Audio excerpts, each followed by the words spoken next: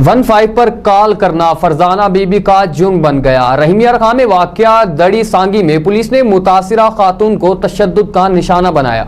मजीद देखते हैं इस रिपोर्ट में। रहीमिया खां में वाक़या दड़ी सांगी में पुलिस ने मुतासिरा खातून को तशद्दुद का निशाना बनाया। अस्सलाम वालेकुम, मेरा नाम फरजाना बीबी, मैं लाहौर की रहशी हूँ।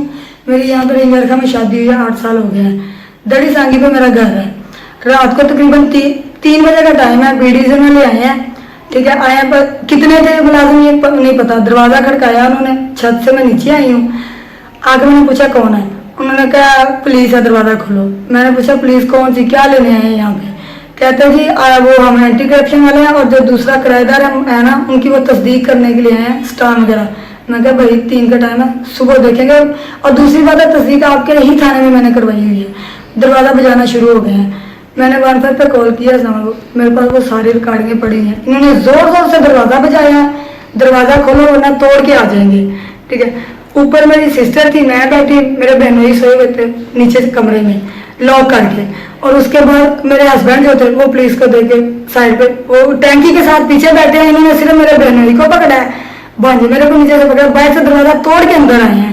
वो सारी वीडियो रिकॉर्डिंग हर चीज़ मेरे पास पड़ी हुई है। ठीक है, और इन्होंने इतनी बदतमीजी की अंदर आके, जो था वीडियो इनके जितने भी है ना तंग कर रहे थे, इन्होंने आके मारपीट करनी शुरू।